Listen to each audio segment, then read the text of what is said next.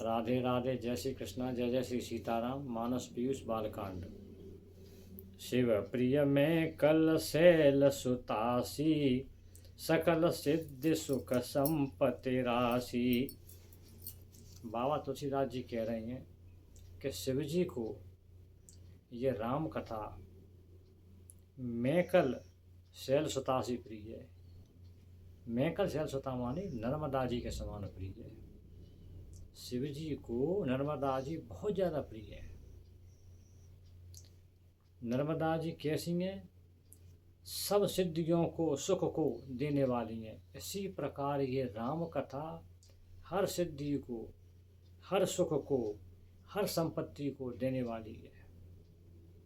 नर्मदा जी ने एक बार काशी में भगवान शिव की बहुत उपासना की थी, तो भगवान शिव ने आशीर्वाद दिया था नर्मदा जी को कि नर्मदे, तुम्हारी भक्ति निर्बाध रूप से मुझ में बनी रहेगी, हमेशा तुम मेरी भक्ति में लीन रहोगी, और तुम्हारे किनारे पर और तुम्हारे अंदर जितने भी पत्थर पड़े हुए हैं वो पत्थर सब के सब पत्थर शिवलिंग के रूप में, मेरे रूप में जाने जाएंगे, शिवलिंग जाने जाएंगे।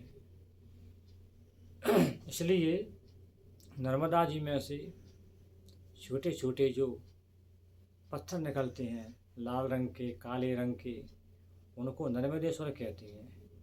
वो अपने आप में शिवलिंग माने जाते हैं। उनकी शिवलिंग की तरह पूजा की जाती है। उनका बहुत पुण्य मिलता है, बहुत अच्छा फल मिलता है। नर्मदा जी में से आप एक पत्थर निकाल लाओ और उसको घर में बैठा लेके भोले बाबा के रूप में उसकी पूजा करो, सेवा करो, तो बिल्कुल वो भोले बाबा का ही रूप है वो पत्थर। ये आशीर्वाद बाबा ने उनको दिया। तो इस प्रकार इस राम कथा में जो तत्व निकलता है, जो प्रेम निकलता है, जो भाव निकलता है, वो शिवलिंग की तरह मानो साक्षात शिव जी ही प्रकट हो रहे हैं, सबको वरदान देने के, सब पर कृपा करने के लिए।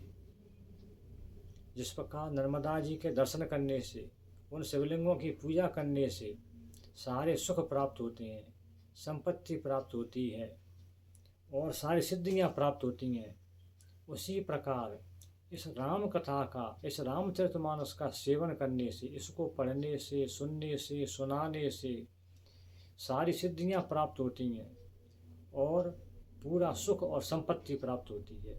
ऐसी है ये राम कथा।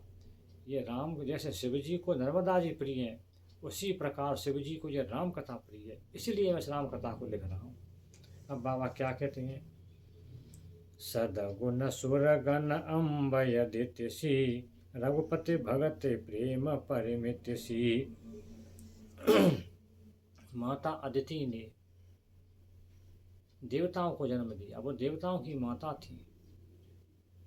इसी प्रकार ये राम कथा सद्गुणों की और सुरगणों की, जितने भी अच्छे गुण हैं और जितने भी देवताओं के गुण हैं, सबकी माता है, सबकी माता है ये राम कथा। रघुपति भगत प्रेम परमितसी। इस राम कथा में भगवान श्री राम का इतना प्रेम भरा हुआ है, इतना आशीर्वाद भरा हुआ है कि इससे ज़्यादा आशीर्वाद और तुमको कहीं मिल नहीं सकता, इससे ज़्यादा प्रेम तुमको कहीं मिल नहीं सकता। कि परमिति सी है, परमित माने एक बाउंड्री सी बन गई, घाट सा बन गया है। इस घाट के अंदर रामचरितमानस है। उस रामचरितमानस सरोवर में क्या भरा हुआ है? भगवान श्री राम का प्रेम।